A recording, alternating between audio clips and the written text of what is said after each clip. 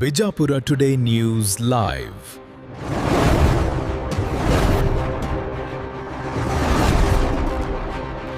ಅಂಜುಮನ್ ಸಂಸ್ಥೆ ಚುನಾವಣೆ ಕುರಿತು ಪತ್ರಿಕಾಗೋಷ್ಠಿ ಕರೆದು ವಿಜಯಪುರ ಜಿಲ್ಲೆ ಪ್ರತಿಷ್ಠಿತ ಪತ್ರಿಕೆಯ ಕುರಿತು ಮೆಹಬೂಬ್ ಗೊಳಸಂಗಿ ಮತ್ತು ಕೆಲವರು ಸೇರಿಕೊಂಡು ಪತ್ರಿಕೆ ಬಗ್ಗೆ ಹಗುರವಾಗಿ ಮಾತನಾಡಿದ್ದಾರೆ. ಅಷ್ಟೇ ಅಲ್ಲದೆ ಆ ಪತ್ರಿಕೆ ಸಂಪಾದಕರಿಗೆ ಬೆದರಿಕೆ ಹಾಕುವಂತ ಹೇಳಿಕೆಯನ್ನ ನೀಡಿರ್ತಾನೆ. ಈ ಕುರಿತು ಮುದ್ದೇಬಿಹಾಳ್ ಟೈಮ್ಸ್ ಪತ್ರಿಕೆ ಸಂಪಾದಕರಾದ ಸೂರಜ್ ರಿಸಾಲ್ದಾರ್ ಅವರು ಹೇಳಿಕೆ ಖಂಡಿಸಿ ವಿಡಿಯೋ ಮುಖಾಂತರ ತಕ್ಕ ಉತ್ತರ ನೀಡಿದ್ದಾರೆ. ಬನ್ನಿ ಹಾಗಾದ್ರೆ ಆ ವಿಡಿಯೋ ನೋಡಿಕೊಂಡು ಬರೋಣ. ಪತ್ರಿಕೋದ್ಯಮದ ಬಗ್ಗೆ ತಿಳಿದುಕೊಳ್ಳುವುದು ಜೊತೆಗೆ ಅದರ ನೀತಿ ಸಂಹಿತೆಯನ್ನು ಕೂಡ ತಿಳಿದುಕೊಳ್ಳುವುದು ಅವರಿಗೆ ತುಂಬಾ ಇಂಪಾರ್ಟೆಂಟ್ ಇದೆ. ಆ ಪುಣ್ಯಾತ್ಮಕ್ಕೆ ನಾನು ಹೇಳಲಿಕ್ಕೆ ಇಷ್ಟಪಡ್ತಿದ್ದೀನಿ, ಆ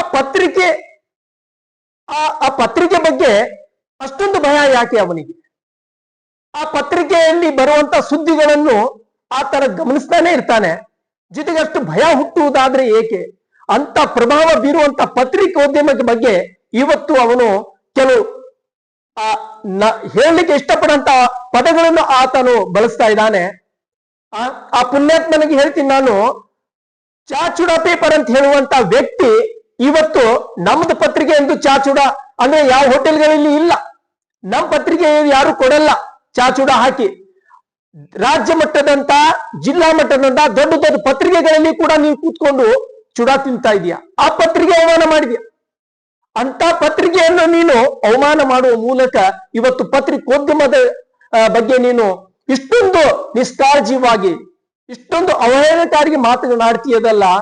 ಅದೇ ಪತ್ರಿಕೆ ನಿನ್ನನ್ನು ಮೇಲೆಬ್ಬಿಸಿದೆ, ಅದೇ ಪತ್ರಿಕೆ ನಿನ್ನನ್ನು ಕೆಳಗನ್ನು ಕೂಡ ಬೀಳಿಸುತ್ತೆ. ನೀನು ಒಬ್ಬ ಜನಪ್ರತಿನಿಧಿ, ನೀ ಜನಸೇವಕ, ನಾನು ಸಮಾಜ ಸೇವಕ. ನೀನು ಮಾಡಿರುವಂತ ಕೆಲಸ ಘನಕಾರ್ಯ ಕೆಲಸ ನಾನು ತೋರಿಸ್ತೀನಿ ಪತ್ರಿಕೆ. ನಿನ್ನ ಒಂದು ಮತದಾನ, ಇಂಪಾರ್ಟೆಂಟ್ ಮತದಾನ ಏನಿದೆಯಲ್ವಾ, ಒಂದು ಮತದಾನ ಎಷ್ಟು ಇಂಪಾರ್ಟೆಂಟ್ ಇದೆ ಅನ್ನೋದು ನನಗೂ ಗೊತ್ತು. ಆ ಮತದಾನ ಪಡೆಯುವ ಮೂಲಕ ನೀನು ಮೇಲೂ ಹೇಳ್ತೀಯ, ಕೆಳಗನು ಬೀಳ್ತೀಯ. ಆದ್ರೆ ನಿನ್ನಿಂದ ನಾನು ಸರ್ಟಿಫಿಕೇಟ್ ಪಡೆದುಕೊಳ್ಳುವಂತ ಅವಶ್ಯಕತೆ ಇಲ್ಲ. ಮ್ಯಾನ್ ತಿಳ್ಕೊ, PDF ಅಂತ ಹೇಳ್ತಾ ಇದೀಯ ನೀನು. PDF ಅಂದ್ರೆ ಏನು ಗೊತ್ತಾ ನಿನಗೆ? ಈ ವಿಡಿಯೋವನ್ನು ನೀವು ಗಮನಿಸಿದಾಗ ಪಕ್ಕದಲ್ಲಿ ಇದ್ದವ್ರಿಗೂ ಕೂಡ ಕೇಳ್ಬೋದು PDF ಅಂದ್ರೆ ಏನಂತ ಕೇಳ್ತೀಯ. ನನಗದು ನಂಬಿಕೆ ಇದೆ, ನನ್ಗೆ ಗೊತ್ತಿದೆ.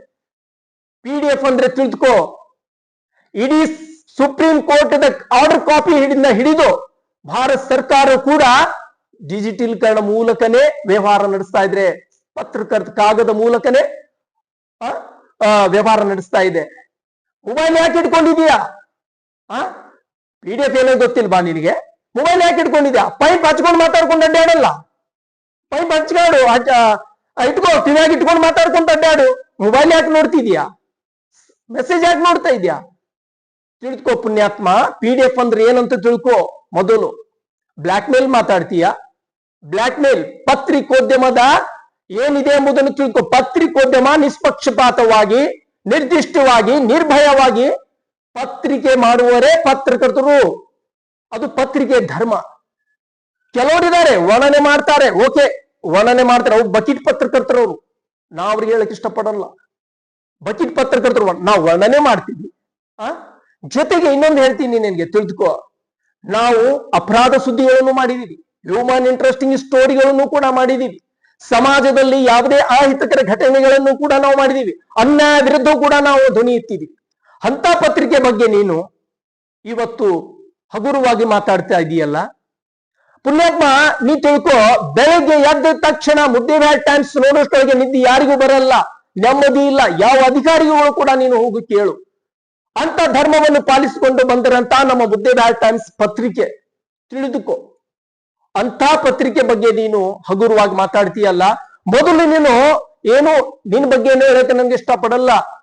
ಹಿಂದಿನ ಬಾಗಲಿನಿಂದ ನೀನು ಶಾಲೆ ಕಲ್ತಿರ್ಬಹುದು, ಆದ್ರೆ ನಾವು ಜ್ಞಾನಿಗಳು, ಕಲ್ತ್ಕೊಂಡಿದ್ದವರು ನಾವು. ಪತ್ರಿಕೋದ್ಯಮಿಯವರು, ಪತ್ರಕರ್ತರು ನಾವು. ಉದ್ಯಮಿಗಳು ಕೂಡ ಅಲ್ಲಂತ ತಿಳ್ಕೊಬೇಡ. ನಾವು ಪತ್ರಿಕೋದ್ಯಮಿ ಮತ್ತು ಪತ್ರಕರ್ತರು. ನಿನ್ನ ಹಾಗೆ ಯಾವುದೇ ರೀತಿಯಾಗಿ ಹಗುರವಾಗಿ ಮಾತಾಡುವಂತ ನಮ್ಗಿಲ್ಲ. ಪತ್ರಿಕೆ ಬಗ್ಗೆ ಇಷ್ಟು ಹಗುರು ಮಾತಾಡ್ತೀಯಲ್ವಾ?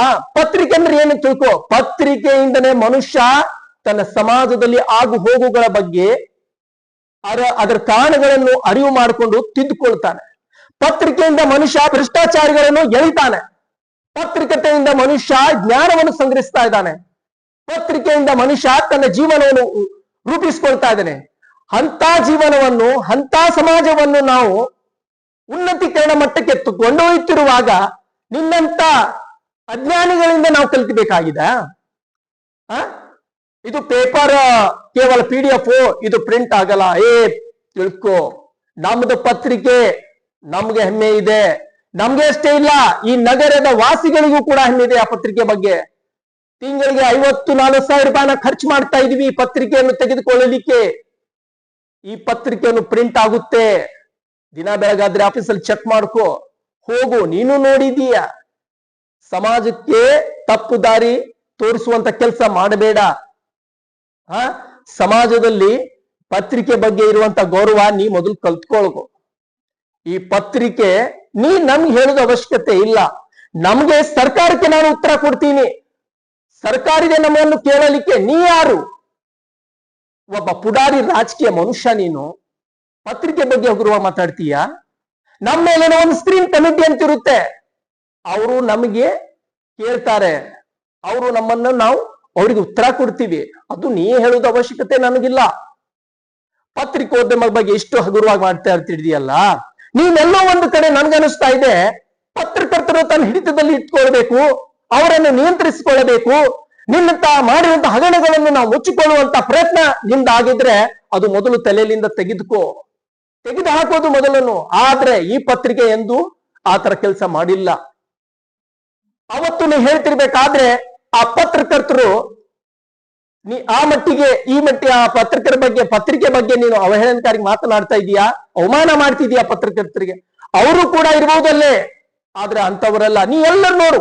ಅಂತ ನಾವು ಬ್ಲಾಕ್ ಮೇಲ್ ಮಾಡಿದ್ದೇ ಆದ್ರೆ ಹಲವರಿದ್ದಾರೆ ಸಮಾಜದಲ್ಲಿ, ಹಲವರು ನಗರದಲ್ಲಿ ಪತ್ರಕರ್ತರಿದ್ದಾರೆ, ನಿಷ್ಪಕ್ಷಿತವಾಗಿ ಬರೆಯುವವರಿದ್ದಾರೆ. ಮುದ್ದೇಬಿಹಾಳ್ ಟೈಮ್ಸ್ ಪತ್ರಿಕೆಯಲ್ಲಿ ಕೆಲವು ವಿಷಯಗಳು ಕೂಡ ಪ್ರಸ್ತಾಪ ಆಗಿದ್ದಾವೆ, ಹಲವು ಸ್ಟೋರಿಗಳು ಕೂಡ ಬಂದಿದ್ದಾವೆ. ಆದ್ರೆ ಅಂಜುಮನ್ ಇಸ್ಲಾಂ ಕಮಿಟಿ ವಿಚಾರವಾಗಿ ಆ ಪತ್ರಿಕೆ ಯಾವತ್ತಿಗೂ ನಿರ್ಭೀತವಾಗಿ ಸುದ್ದಿಗಳನ್ನು ಮಾಡ್ತಾ ಬಂದಿದೆ. ಎವಿಡೆನ್ಸ್ ಇಲ್ಲದ ಸುದ್ದಿ ಮಾಡಿಲ್ಲ, ಎವಿಡೆನ್ಸ್ ಇಟ್ಟುಕೊಂಡೇ ಸುದ್ದಿ ಮಾಡಿರೋದು. KM ರಿಸಾಲ್ದಾರ್ ಬಗ್ಗೆ ನೀನು ಹಗುರವಾಗಿ ಮಾತಾಡ್ತಿದೀಯ. ಆ ಪತ್ರಿಕೆಯನ್ನು ಬೆಳೆಸಿ ಆ ಸಂಸ್ಥೆಯ ಬಗ್ಗೆ ದುಡಿದಿರುವಂತ ವ್ಯಕ್ತಿ ಅದು KM ರಿಸಾಲ್ದಾರ್.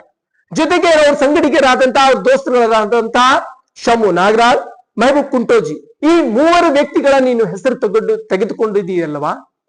ಅವರು ಮಾಡಿರುವಂತ ಹಗರಣಗಳು ಅವ್ರು ಮಾಡ್ತಾರೆ, ಬ್ಲಾಕ್ ಮೇಲ್ ಅಂತ ಹೇಳ್ತಿದೀಯಲ್ಲ, ಅದ್ರ ಬಗ್ಗೆ ನೀನು ಎವಿಡೆನ್ಸ್ ಅನ್ನು ಪ್ರೂಫ್ ಮಾಡು. ಶಮು ನಾಗರಾಜ್ ಏನ್ ಮಾಡಿದ್ದಾನೆ? ಮೆಹಬೂಬ್ ಕುಂಟೋಜಿ ಏನ್ ಮಾಡಿದ್ದಾನೆ? ಹಲವು ಅಂಗಡಿಗಳನ್ನು ಯಾರೋ ಹೆಸರಿಗೆ ಯಾರೋ ತಿಂತಾ ಇದಾರೆ, ಏನೋ ಮಾಡ್ತಾ ಇದ್ದಾರೆ. ಆ ಬಗ್ಗೆ ನೀನು ಎಂದಿಗೂ ವಿಚಾರ ಮಾಡಿಲ್ಲ, ಆ ಬಗ್ಗೆ ಒಂದು ಪ್ರಶ್ನೆ ಎತ್ತಿಲ್ವಾ? KM ರಿಸಾಲ್ದಾರ್ ಬರೀತಾನೆ, ಎವಿಡೆನ್ಸ್ ಇಟ್ಕೊಂಡು ಬರೀತಾನೆ, ಒಂದು ಸಮಾಜಕ್ಕೆ ಒಳಿತನ್ನು ಆಗ್ಲಿ ಅಂತ ಬಯಸ್ತಾನೆ.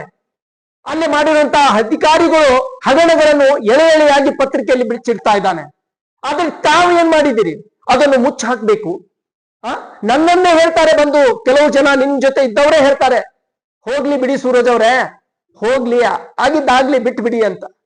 ಹೋಗ್ಲಿ ಅಂದ್ರೆ ಎಲ್ಲಿಗೆ ಹೋಗ್ಬೇಕು ಸ್ವಾಮಿ? ಹಾಗೆ ತಿನ್ಕೊಂಡ್ ಹೋಗ್ಬೇಕಾ? ಪ್ರತಿಯೊಬ್ಬರು ಈ ನಗರದ ಮುಸ್ಲಿಂ ಯುವಕನು ಮತ್ತು ಪ್ರತಿಯೊಬ್ಬರು ಮುಸ್ಲಿಂ ಪ್ರಜೆ ಎಂದು ಅಲ್ಲಿ ಕೇಳುವಂತ ಹಕ್ಕಿದೆ. ಅದು ಸಾರ್ವಜನಿಕ ಮುಸ್ಲಿಂ ಸಮುದಾಯಕ್ಕೆ ಸೇರುವಂತಹ ಆಸ್ತಿ. ಅಲ್ಲಿ ಬಡವರು ಇದ್ದಾರೆ, ಶ್ರೀಮಂತರು ಇದ್ದಾರೆ, ಎಲ್ಲರೂ ಪ್ರಶ್ನೆ ಕೇಳುವಂತಾನೆ ಅಲ್ಲಿ ಸುದ್ದಿಯನ್ನು ನಾವು ಮಾಡಿರುವುದು. ಹಗುರವಾಗಿ ಮಾತನಾಡಬೇಡ. ನೀನ್ ಕಡೆ ಪ್ರೂಫ್ ಇದ್ರೆ ಅವ್ರ ಮೇಲೆ ಮಾನನಷ್ಟ ಮೊಕದ್ದಮೆ ಹಾಕು. 3 ಜನ ಮೇಲೆ ಇದಾರಲ್ಲ, 3 ಜನ ಮೇಲೆ ಹಾಕು. ಇಲ್ಲದಿದ್ದರೆ ನಾವು ಪ್ರೂಫ್ ಮಾಡ್ತೀವಿ, ಇಲ್ಲದಿದ್ರೆ ಅವರು ಪ್ರೂಫ್ ಮಾಡ್ತಾರೆ. ಅಲ್ಲಿ ಎಲ್ಲಿ ಏನ್ ನಿನಗೆ ಬ್ಯಾಟಿಂಗ್ ಮಾಡ್ಬೇಕು ಅದು ಮಾಡ್ತಾರೆ. ಇದು ಮಾತ್ರ ತಿಳಿದುಕೋ. ಹಲವು ಅಂಜುಮನ್ದಲ್ಲಿ ನಡೆಯುವಂತಹ ಹಗರಣಗಳು ಅದು ಟೀಚರ್ಗಳಿಗೆ ನೀನು ದುಡ್ಡು ತಗೊಂಡಿದ್ದಾರೆ ಅಂತ ಹೇಳ್ತಾ ಇದೀಯ. ಯಾರು ತಗೊಂಡಿದ್ದಾರೆ ಸ್ವಾಮಿ? ಯಾರು ತಗೊಂಡಿದ್ದಾರೆ? ಕಮಿಟಿ ಇತ್ತ? ಇವ್ರ ಕಮಿಟಿಯಲ್ಲಿ ಇದ್ರ? ಕಮಿಟಿ ಇರೋದು ಅವರು, ಅವರಲ್ಲಿರುವಂತ ಮನಿ, ಅವ್ರ ಬಳಿ ಇರುವಂತ ದುಡ್ಡು ಅವರೇ ಹೇಳ್ತಾರೆ ನನಗೆ ಬಂದ್ರೆ, ಇದು ಕೆಲಸ ಮಾಡಬಾರ್ದಿತ್ತು, ಮಾಡಿದೀವಿ ನಾವು. ಇದಾವೆ ದುಡ್ಡು. ಯಾರ ಕಡೆ ಇದಾವೆ ಸ್ವಾಮಿ? ಯಾರ್ಯಾರ ಅಕೌಂಟ್ ಅಲ್ಲಿ ಇದಾರೆ ಚೆಕ್ ಮಾಡಿ. ನೀವು ಹೋಗಿ ಚೆಕ್ ಮಾಡು. ನಮಗಷ್ಟು ನಾವು ಪತ್ರಿಕೆ ಬರೀತೀವಿ, ಪತ್ರಿಕೆಯಿಂದ ಸಮಾಜದಲ್ಲಿ ಆಗು ಹೋಗುಗಳ ಬಗ್ಗೆ ನಾವು ಬೆಳಕು ಚೆಲ್ತೀವಿ ಅಂತ ನಿನ್ಗೆ ಮೊದಲೇ ಹೇಳ್ತಾ ಇದ್ದೀವಿ. ಅದನ್ನು ಇಟ್ಕೊಂಡು ನೀನು ಚೆಕ್ ಮಾಡು. ನೀ ಯಾರು ಚೆಕ್ ಮಾಡೋದು ಕೂಡ ನೀನು ಏನು ನಿನ್ಗೆ ನಾಲೆಜ್ ಇಲ್ಲ, ಜ್ಞಾನ ಇಲ್ಲ, ಯಾರೋ ಹೇಳ್ತಾರೆ ಏನೋ ಮಾಡ್ತಾರೆ ಬಂದು ಹೇಳಿಬಿಡುದಾದ್ರೆ ಅದರವನ್ನು ಎದುರಿಸುವಂತ ಶಕ್ತಿ ನಿನ್ಗಿರ್ಬೇಕು. ಮಾಡು ನೀನು. ನಾವು ನಿನ್ನ ಕೂಡ ಬರೀ ಕಾನೂನು ಹೋರಾಟದಲ್ಲಿನೇ ಮಾಡುತ್ತೀವಿ. ಮಾನನಷ್ಟ ಮೊಕದ್ದಮೆ ಹೂಡ್ತೀವಿ. ನೀನು ಹೊಡು, ನೀನು ನಿನ್ನ ದಾರಿಯಲ್ಲಿ ಹೋಗು, ನಾವು ನನ್ನ ದಾರಿಯಲ್ಲಿ. ಆದ್ರೆ ನಾನು ಈ ಒಂದು ಹೇಳಲಿಕ್ಕೆ ಇಷ್ಟೊಂದು ನಿನ್ಗೆ ತಿಳಿಬುದ್ಧಿ ಹೇಳಲಿಕ್ಕೆ ಅವಶ್ಯಕತೆ ಇರಲಿಲ್ಲ. ಎಲ್ಲೋ ಒಂದು ಕಡೆ ನನಗೆ ಒಂದು ವಿಡಿಯೋ ಸರ್ಕ್ಯುಲ್ ಆಯ್ತು. ಆ ಒಂದು ವಿಡಿಯೋವನ್ನು ನಾನು ಗಮನಿಸಿ ಇವತ್ತು ಈ ಒಂದು ಹೇಳಿಕೆಯನ್ನು ನಿನಗೆ ತಿಳಿಸಬೇಕನ್ನುವ ಒಂದು ಉದ್ದೇಶದಿಂದ ನಾನು ಬಂದಿರುವುದು. ಆದ್ರೆ ಪತ್ರಿಕೋದ್ಯಮವನ್ನು ನೀನು ಅವಮಾನಿಸಿದ್ಯಾ. ಇದು ನನ್ನ ಕೇವಲ ಒಂದು ಮುದ್ದೇನ ಟೈಮ್ಸ್ ಪತ್ರಿಕೆ ಅಷ್ಟೇ ಅಲ್ಲ, ಇಡೀ ಪತ್ರಿಕೋದ್ಯಮವನ್ನೇ ನೀನು ಅವಮಾನಿಸಿದ್ಯಾ. ಆ ಪತ್ರಕರ್ತರು ನಿನಗೆ ಜಾಬ್ ಕೊಡ್ತಾರೆ ಅಂತೇನಿಲ್ಲಲ್ಲ. ಆದ್ರೆ ನೀನು ಯಾವತ್ತಿಗೂ ತಿಳಿದುಕೋ, ಒಂದು ಪತ್ರಿಕೆ ಇರುವುದು ನಾವು ಯಾರಿಗೂ ಸಮಾಜದಲ್ಲಿ ಘಾಸಿ ಆಗುವಂತ ಪದಗಳನ್ನು ನಾವು ಬಳಸಿಲ್ಲ. ಇದ್ದಿದ್ದಂಗೆ ಬರಿತೀವಿ, ನಿರ್ಭಯವಾಗಿ ನಿರಂತರವಾಗಿ ಬರಿತೀವಿ, ನೇರವಾಗಿ ಬರಿತೀವಿ ನಾವು. ಆದ್ರೆ ನಾವು ಯಾರಿಗೂ ಗುಲಾಮ್ ಅಲ್ಲ. ನೀವು ಗುಲಾಮ ಮಾಡಿಕೊಳ್ಳುವಂಟು ಹೊಂಟಿರ್ಬೋದು ಕೆಲವರಿಗೆ, ಅದು ನಿನ್ಗೆ ಸರಿಸಮ, ಅದು ನಮ್ಗೆ ಆಗಲ್ಲ, ಸಾಧ್ಯ ಇಲ್ಲ. ನಾವು ಪದಗಳನ್ನು ನಾವು ಕಟ್ ಮಾಡುವ ಮೂಲಕ ಎಲ್ಲಿ ಕತ್ತರಿಸಬೇಕು ಅನ್ನೋದು ಕೂಡ ನಮ್ಗೆ ಗೊತ್ತಿದೆ, ಯಾವ ಪದಗಳನ್ನು ತೆಗಿಬೇಕು ಅನ್ನೋದು ಗೊತ್ತಿದೆ. ಕೆಲವು ಕಾರಕ ಪದಗಳನ್ನು ನಾವು ಬಳಸ್ತೀವಿ, ನಮ್ಗೆ ಗೊತ್ತಿದೆ ಅದು ಪತ್ರಿಕೆ ಏನಂಬುದನ್ನು. ಆದ್ರೆ ನೀನು ನಮ್ಗೆ ಹೇಳ್ತಾ ಇದೆಯಲ್ಲ ಈ ಪತ್ರಿಕೆ ಹಾಗೆ ಆ ಪತ್ರಿಕೆ. ಯಾಕೆ ಆ ಪತ್ರಿಕೆ ಬಗ್ಗೆ ನಿನ್ಗಷ್ಟು ಭಯ? ನೀ ತಪ್ಪು ಮಾಡಿದೀಯಾ ಅಂತ ಮೇಲೆ ನಿನ್ಗೆ ಭಯ. ಆದ್ರೆ ಕೆಲವು ವಿಚಾರಗಳು ಇದಾವೆ, ಕೆಲವು ಸಂಘ ಸಂಸ್ಥೆಗಳು ಇದಾವೆ, ಕೆಲವು ಸಮುದಾಯಗಳು ಇದಾವೆ, ಅವ ಬಗ್ಗೆ ನಾವು ಬರೀತೀವಿ. ನೋಡು ನೀನು, ನಾವು ಯಾವತ್ತಿಗೂ ಎವಿಡೆನ್ಸ್ ಇರ್ಲಾರ್ದೆ ನಾವು ಬರೆದಿಲ್ಲ. ನೀವು ಗಮನಿಸಬಹುದು, ನಾವು ಯಾವತ್ತಿಗೂ ಎವಿಡೆನ್ಸ್ ಇರ್ಲಾರ್ದೆ ಬರೆದಿಲ್ಲ. ಆ ಸುದ್ದಿಯಲ್ಲಿ ಇದ್ದ ಹಾಗೆ ಆ ಸರ್ಕ್ಯುಲೇಷನ್ ಏನ್ ಬಂದಿದೆಯೋ, ನೋಟಿಫಿಕೇಶನ್ ಏನ್ ಬಂದಿದೆಯೋ, ಅಧಿಕಾರಿಗಳು ಏನ್ ಮಾಡ್ತಾ ಇದಾರೋ ಅದನ್ನು ನಾವು ಬರೀತೀವಿ. ನಾವು ಎವಿಡೆನ್ಸ್ ಇರ್ಲಾರ್ದೆ ನಾವು ಎಂದೂ ಬರೆಯಲ್ಲ. ಅದನ್ನು ನೀನು ತಿಳಿದುಕೋ.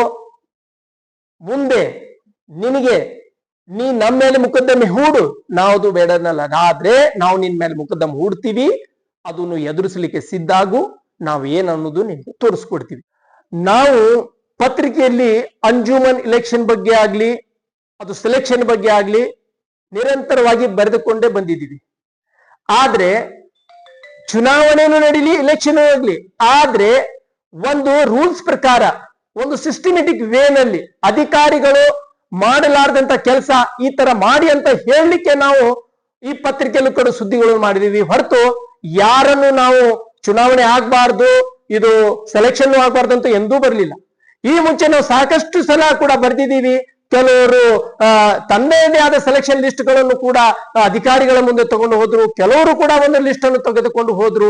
ಆದ್ರೆ ಅವ್ರವ್ರು ಮಾಡಿರುವಂತಹ ಲಿಸ್ಟ್ಗಳು, ಅವ್ರವ್ರು ಮಾಡಿರುವಂತ ಕೆಲಸ. ಆದ್ರೆ ನಾವು ಎಂದೂ ಹೇಳಿಲ್ಲಲ್ಲ ಆ ಲಿಸ್ಟ್ ಈ ಲಿಸ್ಟ್ ಫೈನಲ್ ಮಾಡಿ ಅಂತ. ಚುನಾವಣೆ ಮಾಡ್ಲಿ, ಅದನ್ನು ಮಾಡಿ. ಆದ್ರೆ ಮುದ್ದೇಬೇಲ್ ಟೈಮ್ಸ್ ಎಂದೂ ಅಂಜುಮನ್ ಇಲೆಕ್ಷನ್ ಚುನಾವಣೆ ಬಗ್ಗೆ ಎಂದೂ ತಪ್ಪು ಹೇಳಿಕೆ ನೀಡಿಲ್ಲ. ಜೊತೆಗೆ ಅಧಿಕಾರಿಗಳನ್ನು ತಿದ್ದಿದೆ, ಈ ತರ ರೂಲ್ಸ್ ಪ್ರಕಾರ ಮಾಡಿ ಅಂತ ಹೇಳಿದೆ, ಆ ರೂಲ್ಸ್ ಅನ್ನು ಫಾಲೋ ಮಾಡಿ ಅಂತ ಒಂದು ವೇನಾಗಿ ಬರ್ದಿದೀವಿ ಹೊರತು ನಾವು ಎಲೆಕ್ಷನ್ ಆಗ್ಲಿ ಚುನಾವಣೆ ಆಗ್ಲಿ ಎಂದೂ ಆಗ್ಬಾರ್ದಂತೂ ಬರ್ದಿಲ್ಲ. ಇದನ್ನು ಗಮನದಲ್ಲಿ ಇಟ್ಟುಕೊಂಡು ಈ ಪುಣ್ಯಾತ್ಮ ಮಾತನಾಡಬೇಕು. ದಾರಿ ತಪ್ಪಿಸುವಂತ ಕೆಲಸ ಮಾಡಬಾರದು. ಪತ್ರಿಕೋದ್ಯಮ ಬಗ್ಗೆ ಕೇಳಿ ಬಂದಿರುವಂತ ಅವಹೇಳನಕಾರಿ ಮಾತುಗಳು ಜೊತೆ ಪತ್ರಿಕೋದ್ಯಮಕ್ಕೆ ಮಾಡಿರುವಂತ ಅವಮಾನವನ್ನು ಗಮನದಲ್ಲಿ ಇಟ್ಟುಕೊಂಡು ನಾನು ಈ ಒಂದು ಸುದ್ದಿಯನ್ನು ಪ್ರಸಾರ ಮಾಡಿದ್ದೀನಿ. ಏನೋ ಆಗಿದೆ, ಅವರು ಅಂಜುಮನ್ ಬಗ್ಗೆ ಹಗುರವಾಗಿ ಪ್ರೆಸ್ ಮೀಟ್ ಮಾಡ್ಬೇಕು, ಅದು ಮಾಡ್ಬೇಕಂತೂ ಕರೀತಾರೆ. ಕರೆದ ನಂತರ ಅಲ್ಲಿ ಆದ ಮಾತಾಡುವುದೇ ಬೇರೆ ವಿಷಯ ಆಗಿರುತ್ತದೆ.